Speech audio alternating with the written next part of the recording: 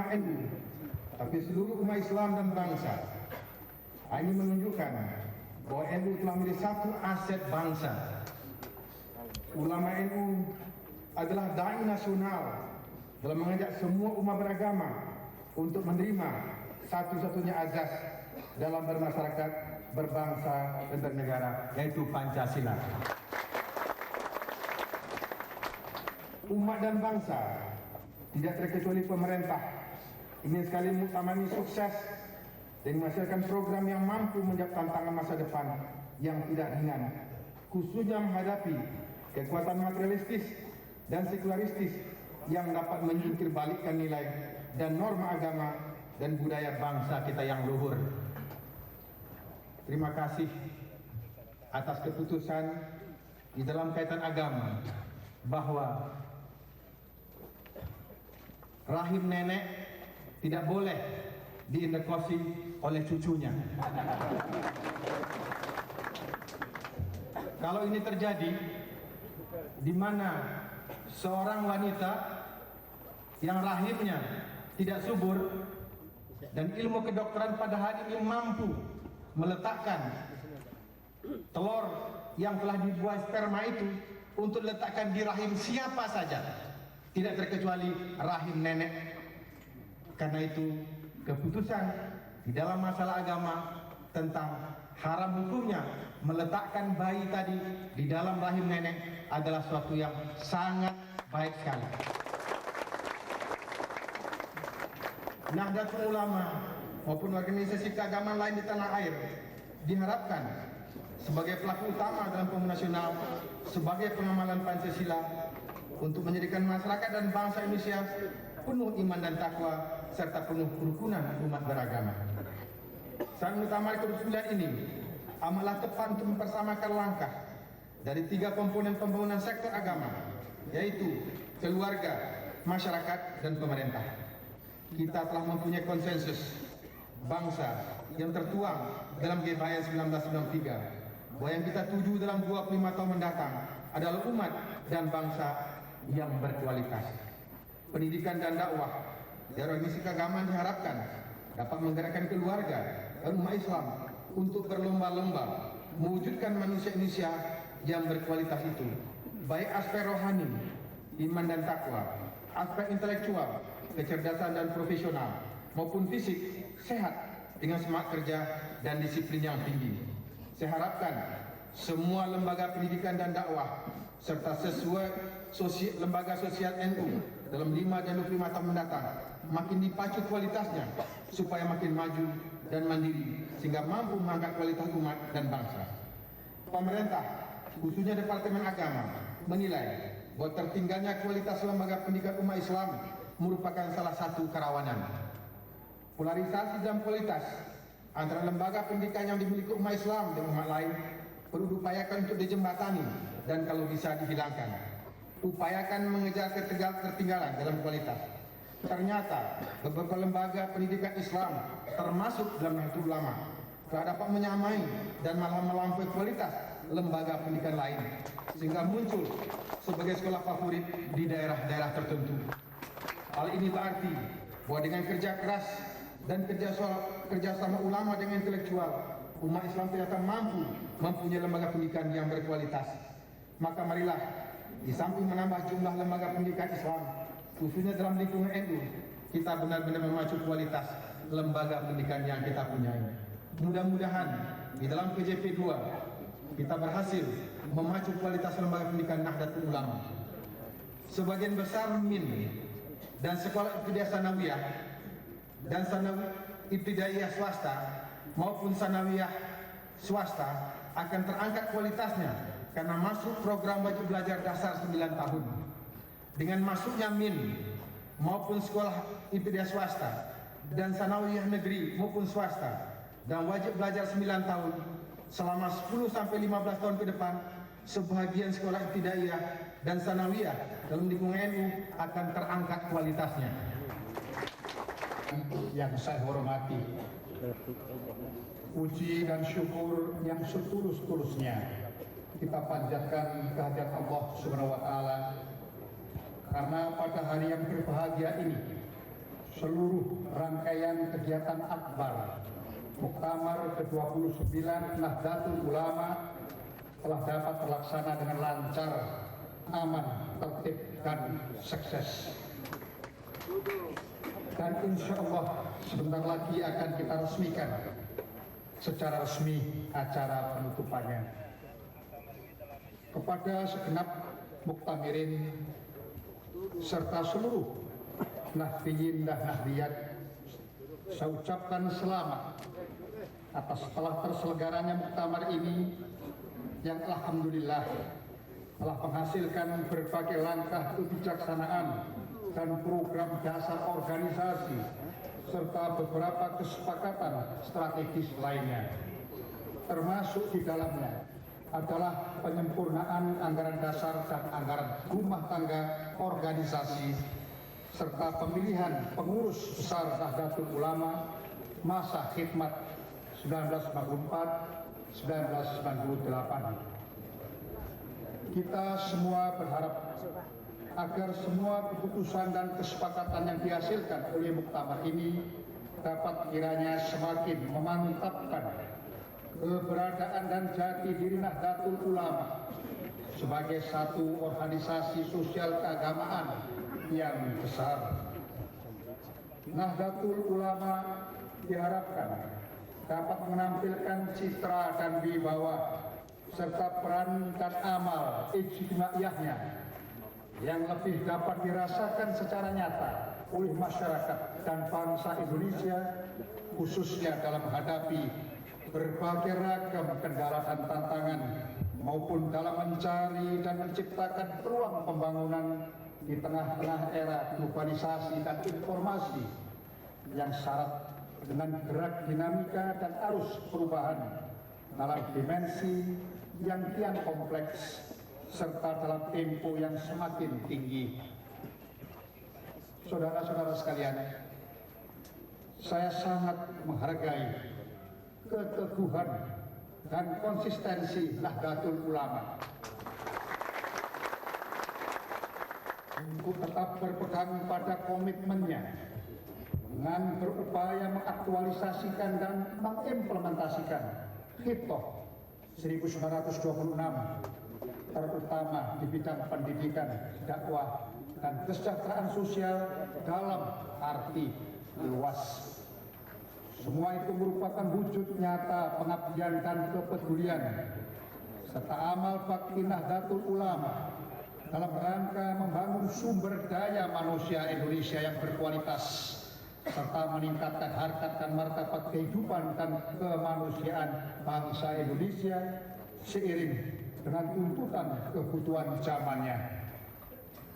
Dalam mengantisipasi arus perubahan zaman yang berkembang dengan cepat, yang ditandai oleh gerak modernisasi, industrialisasi, dan teknologisasi, serta dalam rangka turut mengisi pembangunan nasional melalui karya-karya nyata yang berorientasi pada tercapainya cita-cita dan tujuan nasional, Nahdlatul Ulama memang harus dapat tampil dalam sikap pemikiran dan tindakan yang semakin mandiri, maju, dan modern, tetapi harus tetap berakar pada jati dirinya sebagai organisasi sosial keagamaan Indonesia yang bertumpu pada nilai-nilai dan tradisi keislaman serta sekaligus pada nilai-nilai dan tradisi keindonesiaannya.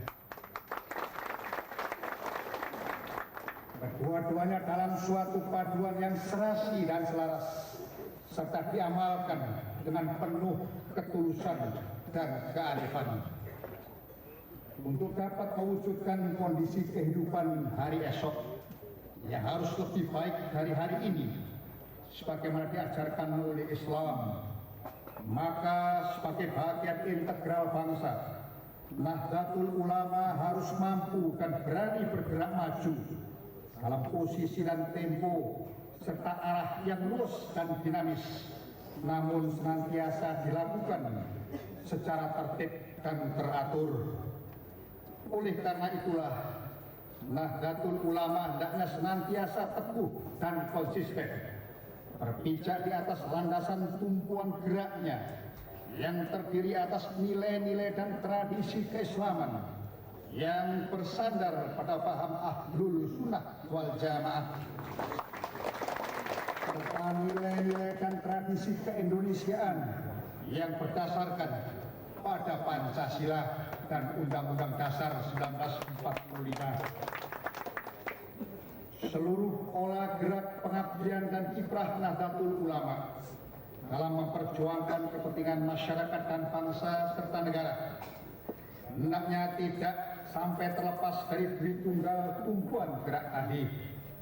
Dengan demikian, Nahdlatul Ulama akan dapat tampil dalam sosok yang seimbang dan serasi dengan bobot penghayatan atas wawasan kebangsaan sedalam dan seluas wawasan keagamaannya. Para hadirin dan hadirat sekalian yang terhormat, perjuangan membangun umat dan bangsa menuju tercapainya cita-cita dan tujuan nasional memang bukan merupakan hal yang mudah dan ringan. Lebih-lebih bagi bangsa Indonesia yang berciri majemuk dengan keanekaragaman latar belakang budaya, tradisi, adat istiadat, bahasa, suku, dan agama. Pembangunan yang kita lakukan adalah merupakan karya besar nasional yang memerlukan kerja keras, kesungguhan, ketekunan, kesabaran, dan kearifan. Lebih dari itu tentunya sangat diperlukan adanya kekompakan dan keterpaduan yang bertumpu pada semangat persatuan dan kesatuan nasional. Manusia diciptakan Tuhan dan menjadi berbangsa-bangsa serta bersuku-suku agar saling mengenal dan saling tolong-menolong satu sama lain, bukan untuk saling bermusuhan dan saling jatuh menjatuhkan. Mereka yang dapat bersatu dan menyatu dalam keanekaragaman adalah yang berhasil dan akan memperoleh kebahagiaan dalam kehidupan di dunia maupun di hari kemudian. Itulah sebabnya kita wajib terus berupaya memperkukuh semangat ukhuwah Islamiyah dan ukhuwah Pakonia dalam wadah negara kesatuan Republik Indonesia yang utuh bersatu dan menyatu. Dalam kaitan itulah saya berharap agar Nahdlatul Ulama senantiasa dapat menjadi pelopor persatuan dan kesatuan di semua lingkungan dan tataran kehidupan bermasyarakat, berbangsa dan bernegara. Hanya dengan demikian Nahdlatul Ulama akan dapat bergerak lebih dinamis dan berkiprah lebih luas dalam melakukan aktualisasi dan implementasi hikmahnya menuju terwujudnya kesejahteraan umat dan bangsa Indonesia dalam arti yang seluas-luasnya. Saudara-saudara sekalian, era pasca Perang Dingin telah menggeser peta perimbangan dan kepentingan strategis dunia pada aspek ekonomi. Oleh karena itu, antisipasi yang telah dilakukan Nahdlatul Ulama dengan membangun dan menumbuhkan basis-basis ekonomi di kalangan warganya, bersamaan dengan kiprahnya yang konsisten di bidang pendidikan, dakwah, dan pelayanan sosial, adalah merupakan langkah strategis dan patut kita teruskan dan dihargai. Namun demikian, upaya kreatif dan konstruktif tersebut masih perlu ditingkatkan, diperluas, dan dimantapkan seiring dengan pesatnya laju perkembangan kehidupan masyarakat sebagai implementasi dan implikasi logis dari derasnya arus globalisasi dan informasi yang melanda seluruh dunia. Dengan melalui upaya aktualisasi dan implementasi Hitoh 1926 yang dilakukan secara lebih intensif dan akseleratif, maka kita semua merasa yakin bahwa tekad Nahdlatul Ulama untuk memajukan, mencerdaskan, dan mensejahterakan umat dan bangsanya sebagai wujud peran serta dan kepedulian Nahdlatul Ulama dalam turut mengisi dan menyukseskan pembangunan nasional, insya Allah secara bertahap namun pasti akan dapat terwujud.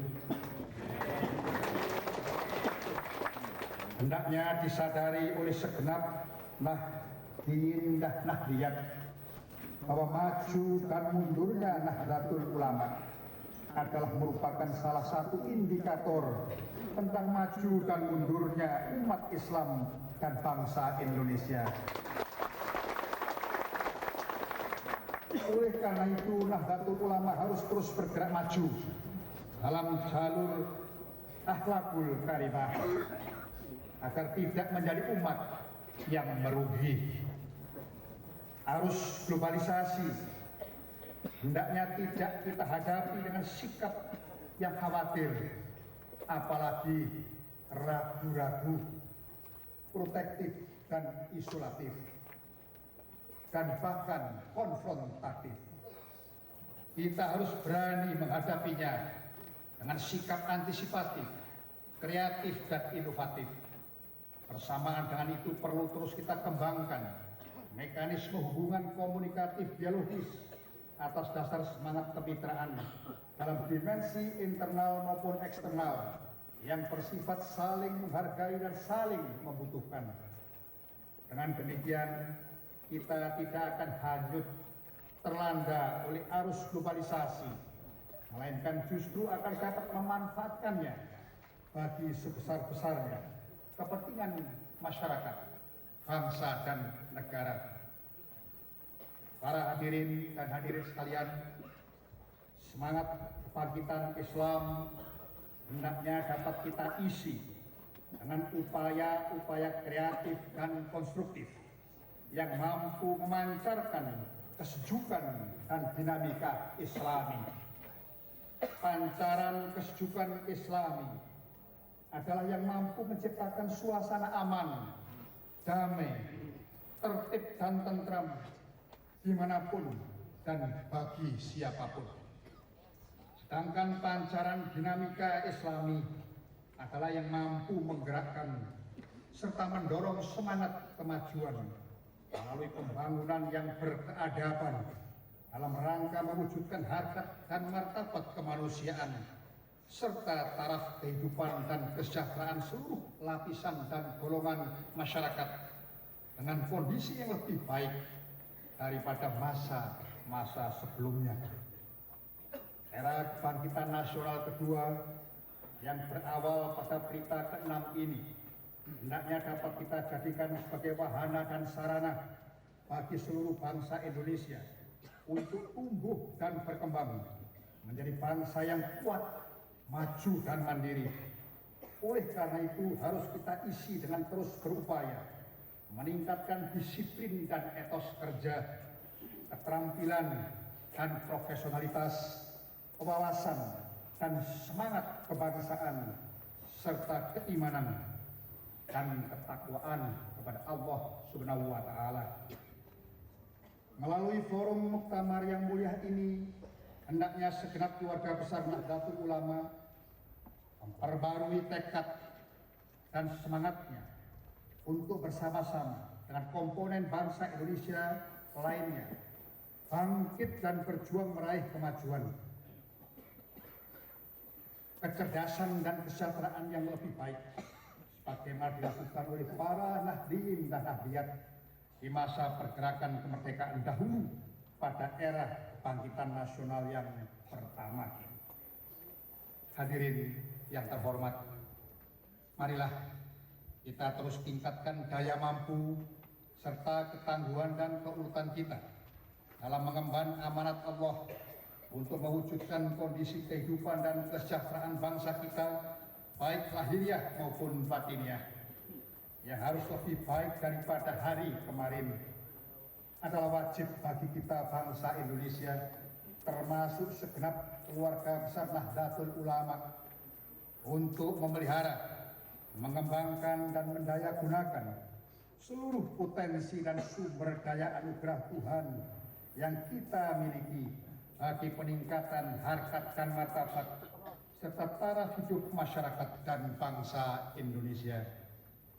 Sejalan dengan itu pula, marilah terus kita perkukuh persatuan dan kesatuan nasional, kepribadian dan jati diri bangsa, serta hubungan antar bangsa yang luas, dinamis dan proporsional sebagai pilar-pilar penunjang bagi keberhasilan dan kesinambungan pembangunan nasional yang utuh dan menyeluruh.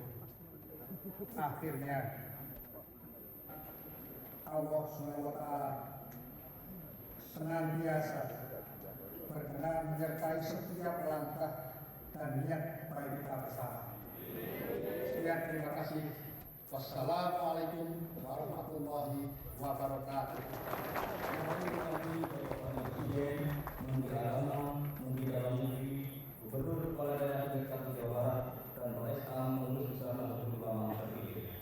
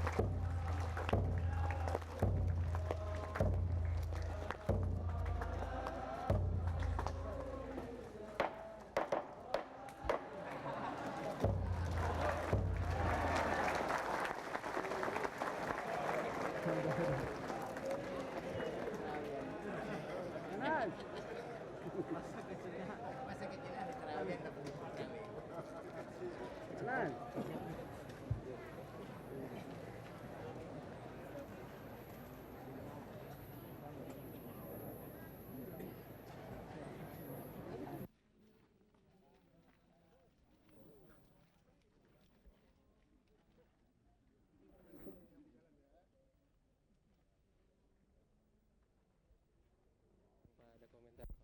Enggak ada. Sudah lancar semua, sudah baik. Alhamdulillah. Ya, kita doakan selanjutnya untuk lebih lancar. Ya, oke. Ada harapan lain Pak? Enggak ada, supaya lancar saya selanjutnya. Sukses Pak ya. Iya, sukses. Terima kasih Pak. Ya. Terima kasih Pak. Baik. Pak Alhamdulillah. Gubernur, ada Ya. komentar Pak Gubernur? Kenapa? Ada komentarnya? Ya, artinya saya alhamdulillah kami bisa ikut bersama-sama dengan panitia ya menyelenggarakan muktamar yang besar ini berjalan lancar, aman, tertib dan mengambil kesepakatan-kesepakatan yang betul-betul bermanfaat bagi masyarakat dan khususnya bagi organisasi Nahdlatul Ulama sendiri. Terima kasih Pak.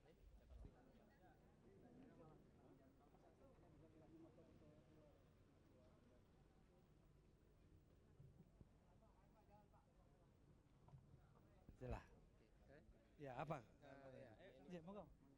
ini kan ada perubahan yang paling mendasar, penambahan dari 2 periode menjadi 3, itu gimana? Ya saya rasakan programnya juga ya.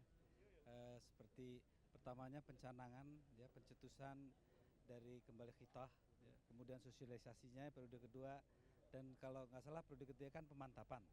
Saya rasa ya ini sangat strategis dan saya rasa sangat sayang kalau memang periode ketiga ini tidak ada kesinambungan yang seperti hasil sekarang ini, dan hasil sekarang ini saya rasa sangat bagus lah.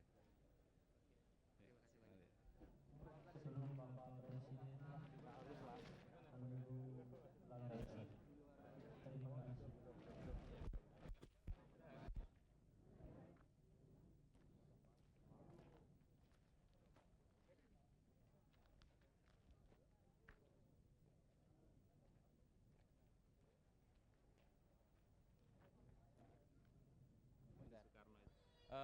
Kalau soal masa jabatan selama 3 periode, dalam tradisi NU sebenarnya nggak jadi masalah. Sebenarnya itu dapat dibuktikan pada zaman Soekarno.